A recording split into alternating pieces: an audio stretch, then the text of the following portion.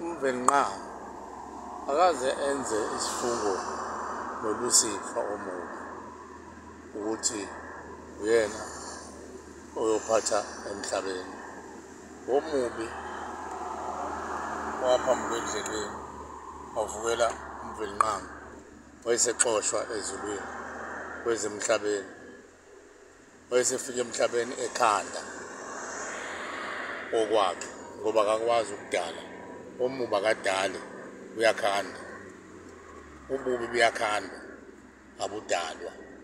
Ubuhle obudalwayo, ngoba ubuhle buvela kuMvelinqama. uMvelinqama uyadala, uShembe uyadala, omubi uyakhanda. Ngakho-ke lapha ekhaya emphefumulo kuzokhunyuzwa into yayikhanda omubi ey'nhliziyweni zokhokho bethu basendulo. Ububi buyakhanda, bafa nabo ububi obabukhanda omubi wabushutheka ey'nhliziyweni zokhokho bethu. Manje la ekhaya emphefumulo-ke sizoncenga lokho ukuthi uNkulunkulu akakhumuze lokhu kukhanda okwakhandwa omubi, emboza inhliziyo eyayidaliwe yayinhle ifane nomntwana. Ngakho-ke lapha ekhaya emphefumulo kudingeka ukuthi silandele imigomo nemithetho nezimiso,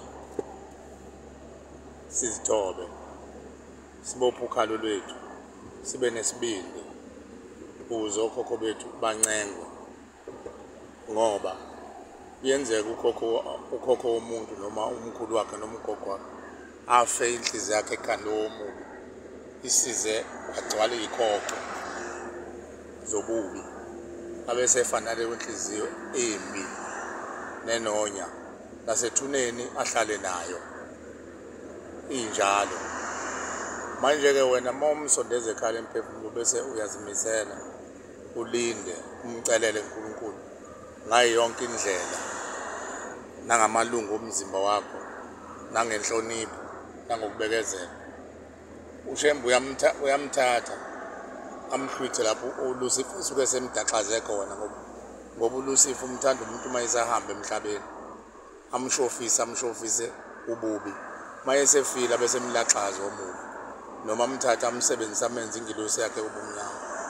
Thina-ke sizolandela okhokho bethu, sizonxusela bonke uNkulunkulu akabahlwithe labo bedala kaxo khona, balethe ekhaya emphefumulo bese bezofundisa ukulunga.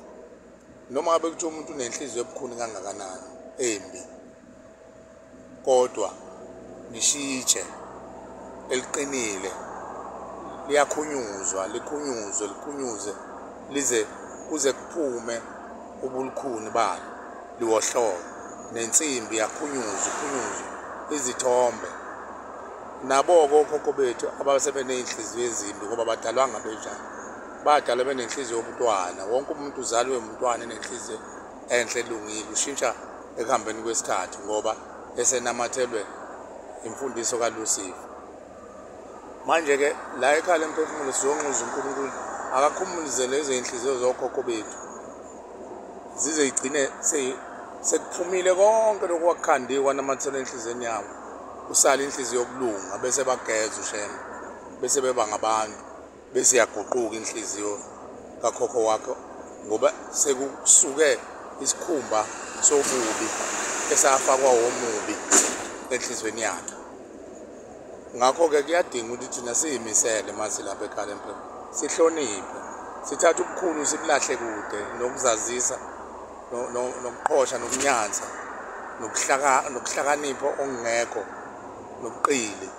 Sicele thina ubuhlakani uNkulunkulu, nokuzithoba, nokukhula ngomqondo, bese sifasa ukhalo lwethu nokhalo lomqondo yethu, sibekezele. uNkulunkulu uzosilungisela, ngoba angeke kusize ukugijima sindize la kulolu hambo lasezulwini. Le nkolo le akuyona inkolo yokuphaphazela. Uma uphaphazela uzohlangana nalabantu abathi badala la, laba bantu abazenzi hayi nokuthi bayizigebengu, abazona iy'gebengu, bawomajayivana. Asike nasinye isigebengu esashayelelwa kahle ngenshayelo yenhlonipho esingavukela umbuso wasezulwini, ubukhosi basezulwini. Iy'gebengu zonke ziyamazi uShembe.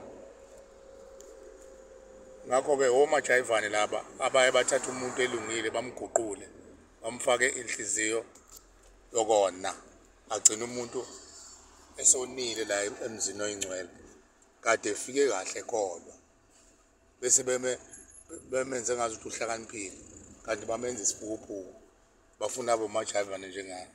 Abantu bayanxuswa ukuthi abakhule njengoba